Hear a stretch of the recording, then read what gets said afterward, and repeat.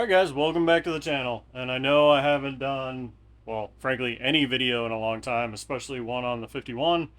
And I've just been super swamped, and unfortunately this thing hasn't been getting a lot of love because of that, because of, I don't know, real job, stuff like that.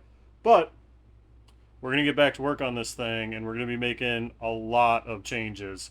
Um, all for the better, actually, and hopefully she holds up a little more. All right, so I did manage. This is a fresh motor, so it's that 5.9 that I timed myself pulling out of that other truck. It's built up exactly the same as every other motor. So Cometic head gaskets, ARP head studs, same head studs I've been using. I know I said I was going to change them, but when the head gaskets weren't blown, I decided not to. But it's also got the ARP rod bolts and ARP main bolts in it. Turbo is actually the same turbo. I got it freed up. I think it just had that really thick, gunky oil in it.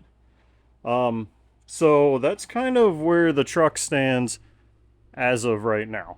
So, as you guys know from the beginning, this thing has just had this little hat here.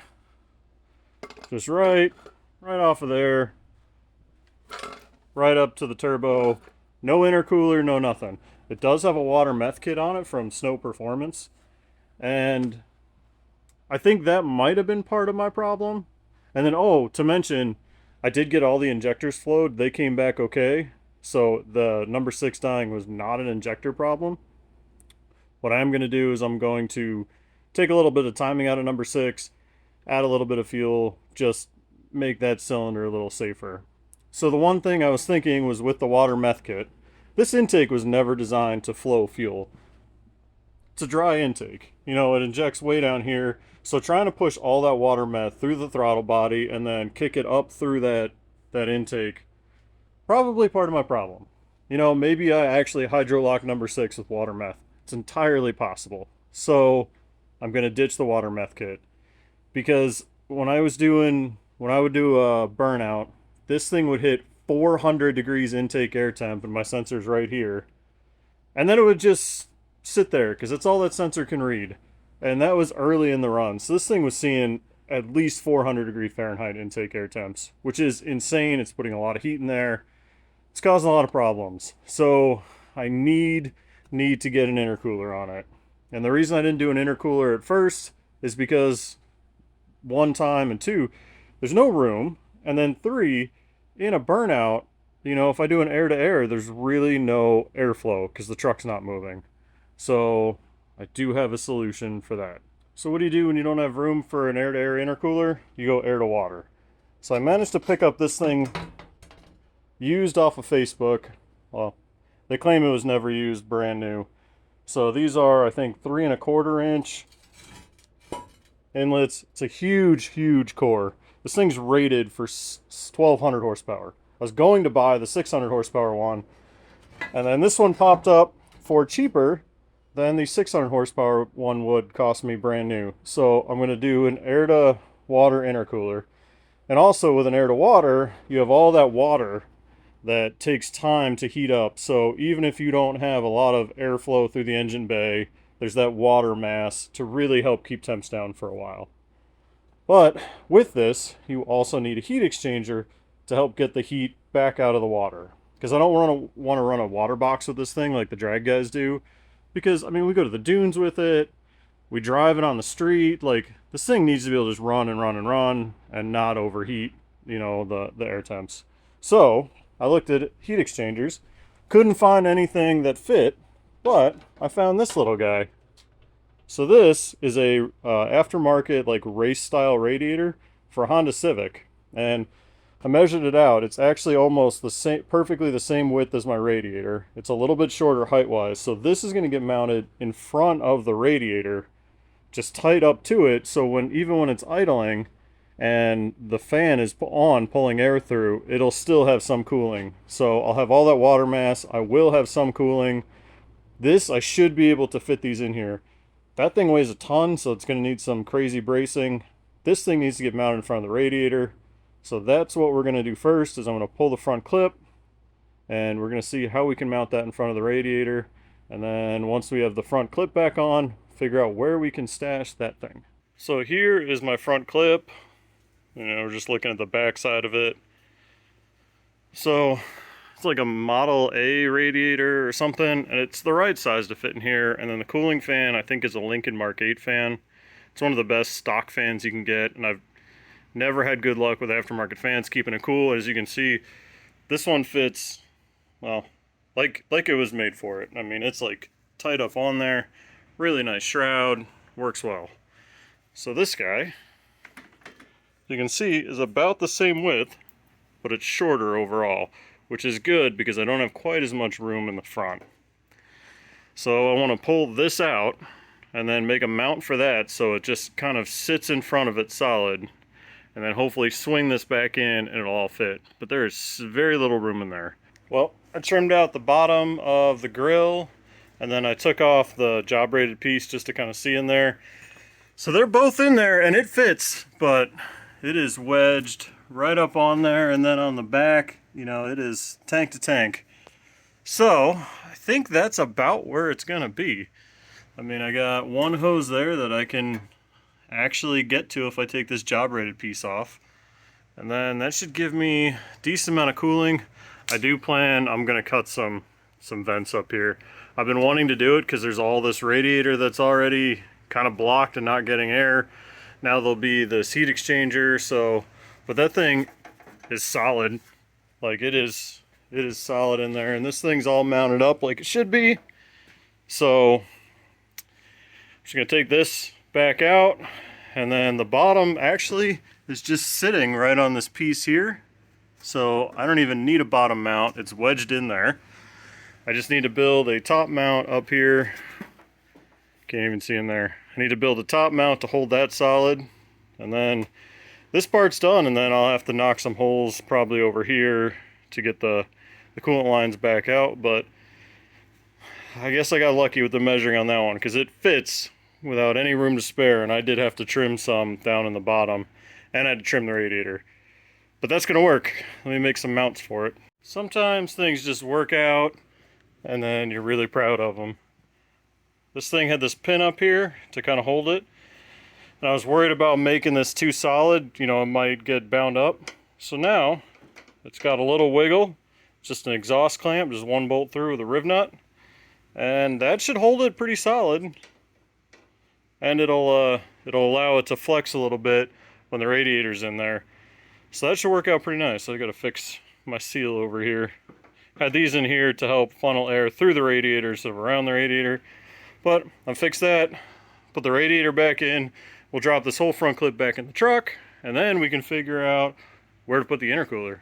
So I got the nose back on, and man, that sucker is so tight in there, but it looks good, I'm happy with it.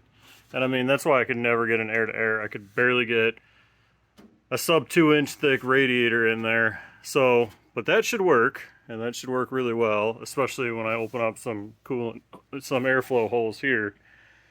So that's in, and then down here, I mean, this is the other reason. I just got no room anywhere.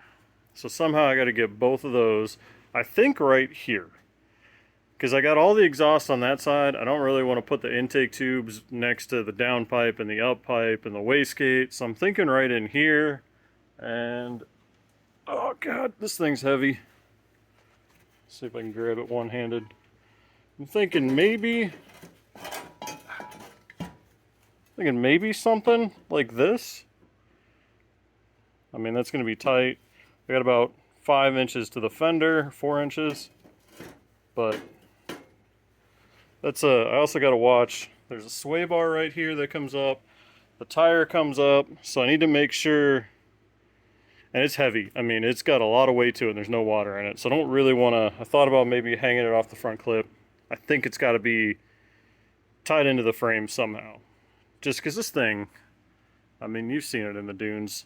I'm not easy on it. And I really, really don't want to rip this out in the middle of the dunes. That'd be a mess. So I think this needs to be somehow frame mounted. And I mean, that is just the power steering pump. It's probably the coolest spot for it. Kind of tucked out of the way. It's over top of the steering box. I might be able to grab a mount there. But this thing is monstrous. I mean, look how big the coolant lines are compared to my finger. I do not have small hands. Let me see what I can come up with this. Got the fender just kind of hanging on here because I wanted to check clearance. But like everything on this truck, it is tight. It is very, very tight down in there. But I did have a 90 laying around. I've got enough clearance there. Should have enough clearance in the front. It is the power steering lines just barely snake between the intercooler and the heat shield, which is good. I got plenty of room up here, so I'm not worried about that. So that seems like it'll work. So let me pull this fender.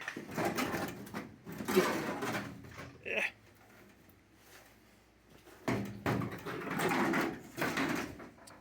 So this is it right here. So the only thing I'm worried about is on the other side, the tire just barely rubs the sway bar right here. And this sticks out like maybe 3/4 of an inch more.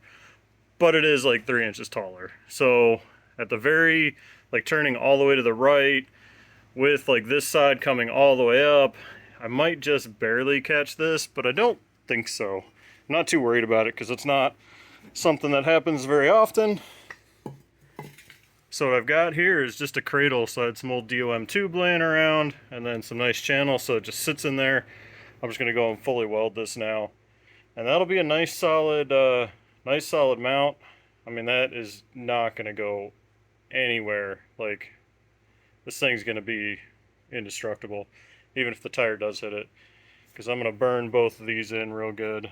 I mean, you can see I welded everything else, so I'm gonna weld that in and then we can start figuring out how to plumb it. Fully welded up, I made a little brace here that comes up over and snakes in between those two, comes down and bolts right into here.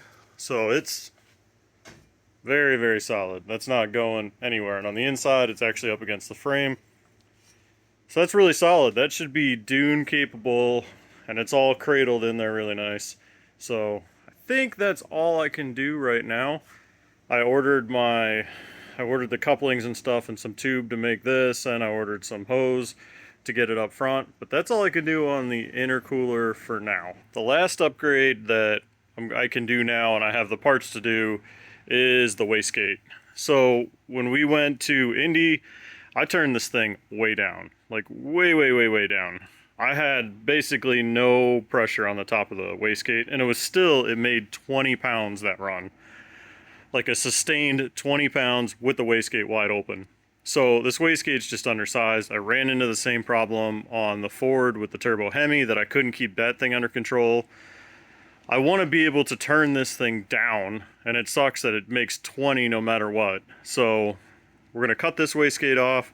I got a bigger wastegate, then I'm gonna have to make a new up pipe, because I also found out the size of pipe on the wastegate doesn't flow enough. I found that out on the Ford. So let me take this one off and we'll get the new wastegate out and we'll figure out where we're gonna put it. I got my new little standpipe on here, and you can see it's quite a bit bigger. Like, this one fits inside of that one pretty well. So I got it all cleaned up nice. It's welded on there, and that is a much bigger wastegate. Now I just gotta stick the wastegate back on, get this fender on, and we can make our little kick-up pipe. That is a way bigger wastegate. She's on there, it's a way bigger pipe coming up, and she still tucks through the same hole in the fender. So yeah, that looks pretty sweet. I am really happy with the way that wastegate came out. This thing should be able to drop me all the way down to wastegate, which is probably like 5 or 6. That's what it is on the Ford. And I think it's the same wastegate, so I still got to plumb in my lines to it and my sensor, but I had to trim this out more, and I had to open this hole up. New pipe, everything, it's going to flow way better. This thing is going to keep it under control. I'm not going to run it at 5 or 6. My plan is 15, and honestly 15 with the intercooler probably will be more power than 20 was without it, because it'll be such cooler air. But if anything goes wrong, it'll actually be able to drop the boost back. Like, if it does overboost or something, or it starts to spike temperatures, I can actually pull boost out now. So that should make this thing way more reliable.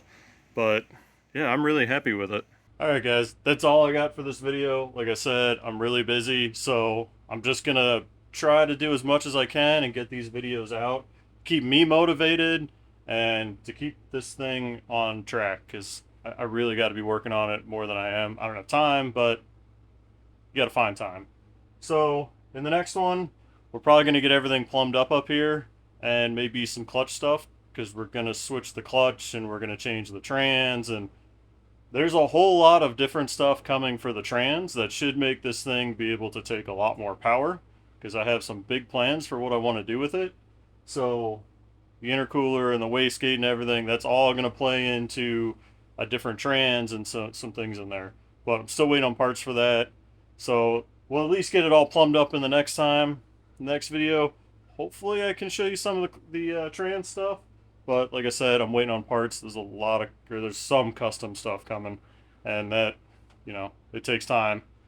So, thanks for watching. I didn't forget about this truck. We'll get back to it.